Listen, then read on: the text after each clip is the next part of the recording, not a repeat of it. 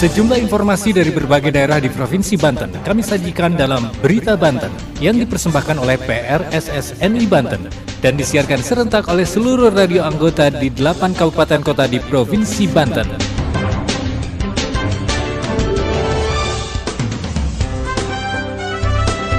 Anda kembali bersama kami di Berita Banten PRSSNI Banten edisi hari ini Kamis 4 Agustus 2022.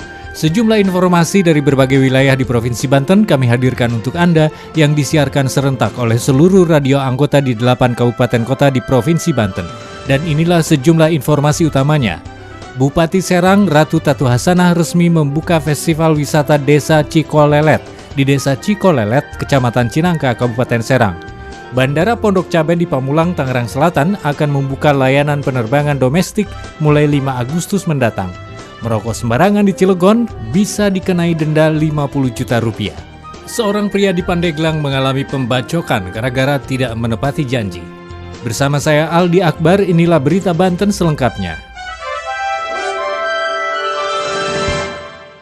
Pendengar, Bupati Serang Ratu Tatu Hasanah resmi membuka Festival Wisata Desa Cikolelet di Desa Cikolelet, Kecamatan Cinangka, Kabupaten Serang. Festival Desa Cikolelet yang akan digelar selama sebulan tersebut akan diisi dengan beberapa rangkaian kegiatan seperti perlombaan, pentas seni tradisional, trabas motocross, dan lain-lain, juga diramaikan oleh beberapa UMKM.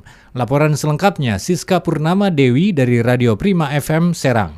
Bupati Serang Ratu Tatu Hasanah resmi buka Festival Wisata Desa Cikolelet di Desa Cikolelet, Kecamatan Cinangka, Kabupaten Serang, Rabu 3 Agustus 2022. Festival Desa Cikolelet yang akan digelar selama sebulan ini akan diisi dengan beberapa rangkaian kegiatan seperti perlombaan, pentas seni tradisional, trabas motocross, parade band, serta diramaikan juga oleh beberapa UMKM. Bupati Serang Ratu Tatu Hasanah mengatakan kegiatan Festival Desa Wisata ini merupakan yang kedua kalinya. Sebelum pandemi sempat ada kegiatan Gurah Danau. Akibat adanya pandemi COVID-19, kegiatan desa wisata terpotong dan sekarang baru dimulai kembali. Menurut Tatu, potensi-potensi yang ada di kegiatan ini luar biasa. Pasalnya, kepala desa sudah bisa menggerakkan masyarakat untuk bersama-sama berpartisipasi. Karena peran masyarakat itu penting. Bupati menyampaikan apabila ingin jadi daerah wisata tidak hanya menyuguhkan sajian kesenian dan lainnya, tapi kebersihan desa itu yang paling penting. Tatu juga mengatakan bahwa promosi-promosi sudah dilakukan oleh Desa Cikolelet yang didampingi Dinas Pariwisata dan Kominfo Kabupaten Serang. Supaya masyarakat di luar tertarik, ada paket-paket wisata yang sudah dibuat seperti hiking, motocross, lomba ngaliwet, dan ada paket-paket wisata yang tidak bisa didapatkan di kota bisa dihadirkan di desa wisata Cikolelet tersebut. Nah, hadirkan di sini desa Cikolelet ini dengan pemandangan yang asri, kegiatan-kegiatan seni tradisional gitu yang mereka udah kangen dengan seni tradisional. Mereka dengan kegiatan-kegiatan yang suka dilakukan orang desa, orang kota tidak bisa melakukan, jual itu jadi paket pariwisata. Enggak susah kok. Hal-hal yang sederhana seperti desa sih di kampung seperti hal biasa, hal sehari-hari mereka. Tapi untuk dijual paket ini ke orang-orang kota ini bukan paket yang biasa karena mereka misalnya memandikan kerbau kan nggak bisa orang kota mandiin kerbau, orang kampung udah biasa, tapi buat mereka kan ini mungkin anak-anak bisa secara edukasi juga masuk bagian dari edukasi, terus misalnya banyak hal ya. Dan di sini juga saya terus sinergikan dengan dinas terkait dengan Koperindak misalnya, masyarakat di sini udah ada yang dilatih untuk membatik supaya di sini ada sentra batik, terus ada juga yang dilatih untuk membuat keramik, keramik ya disinergikan dengan di Ciruas. Nah, supaya di sini ada sentra gerabah. Itu nanti bagian dari dukungan terhadap kegiatan pariwisata di sini. Karena tamu di sini harus banyak pilihan kegiatannya supaya mereka mau di sini. Oh, di sini banyak. Aduh, nggak cukup nih sehari. Saya ngerjakan semua yang kegiatan di sini. Saya pengen ngelakuin semua. Saya harus nginep. Homestay-nya nanti laku. Untuk narik tamu ini di sini nggak sulit karena tamu udah datang di Anyar, tinggal narik dikit. Kalau di sini menarik suguhannya gampang untuk narik ke sini. Tatu menambahkan untuk desa yang lain juga diperlakukan yang sama. Beliau sudah meminta Kepala Desa Cikolelet untuk menjadi mentor dan mendampingi kepala desa yang lain. Saat ini ada 22 desa yang sudah di-SK-kan menjadi desa rintisan pariwisata dan akan terus dipantau progresnya satu persatu oleh Kepala Dinas Pariwisata karena tujuannya adalah agar masyarakat desa mandiri secara ekonomi sehingga tidak perlu kerja di kota dan pabrik karena mereka bisa mendapatkan penghasilan dari desanya. Sementara Ketua Pengelola Desa Wisata Cikolelet Ojat Darojat mengatakan, tujuan adanya Festival Desa Wisata Cikolelet adalah untuk meningkatkan kunjungan di Desa Wisata Cikolelet khususnya dan meningkatkan kunjungan wisatawan di Kabupaten Serang umumnya. Dalam kegiatan festival ini, Ojat mengaku mengundang desa-desa wisata rintisan yang lain di Kabupaten Serang agar desa-desa perintis lainnya ikut tergugah untuk kemudian bisa mengembangkan inovasi di bidang wisata. Ojat mengatakan banyak kegiatan yang dilakukan selama Festival Desa Wisata Cikolelet ini. Kita ada lomba-lomba tradisional, ada lomba bendrong lesung, kemudian ada lomba enggrang, ada lomba congklak beregu, kemudian ada 2 tradisi budaya yang diselenggarakan pada tahun ini. Pada festival ini diantaranya adalah tradisi budaya prah-prahan yang biasa dilaksanakan setiap bulan Muharram, kemudian tradisi budaya Ngagurah Danau. Kemudian juga ada event trail adventure Trabas juga yang ini untuk merealisasikan keinginan penghobi motor-motor cross. Kemudian juga dari kalangan anak muda juga kita ada parade band, lomba parade band. Di luar daerah ada yang terlibat, ada yang ikut serta terutama dalam trail adventure. Ada dari Jogja, kemudian ada dari Lampung juga untuk kegiatannya. Kemudian ada dari Tangerang, di berbagai daerah ada yang ikut partisipasi dan alhamdulillah sekarang sudah 500 peserta untuk trail adventure. Dan kemudian juga untuk parade band juga dari luar daerah juga, dari luar Banten juga akan ikut serta dalam lomba parade band. Sedangkan Kepala Dinas Pariwisata Provinsi Banten Al-Hamidi mengatakan pihaknya mensupport seluruh kegiatan pengembangan desa wisata di Kabupaten Serang. Dia berharap kedepannya akan terus terjadi sinergi dalam rangka pengembangan desa wisata di Kabupaten Serang. Hamidi menambahkan bentuk support dari Dinas Pariwisata Banten adalah akan melakukan pembenahan, seperti pembenahan homestay. Saat ini sudah ada 22 homestay dan pihaknya akan mengembangkan homestay tersebut. Untuk anggarannya sendiri, Hamidi mengatakan tahun ini belum bisa diajukan, baru akan diajukan tahun depan. Akan tetapi dalam Festival Desa Wisata Cikolelet ini, Dinas Pariwisata Banten juga memberikan beberapa support. Saya Siska Purnamadei melaporkan dari Radio Prima FM untuk Berita Banten. Pendengar, per 5 Agustus mendatang, Bandara Pondok Cabe di Pamulang, Tangerang Selatan akan membuka penerbangan domestik. Wings Air merupakan maskapai pertama yang akan melayani penerbangan komersil di bandara tersebut.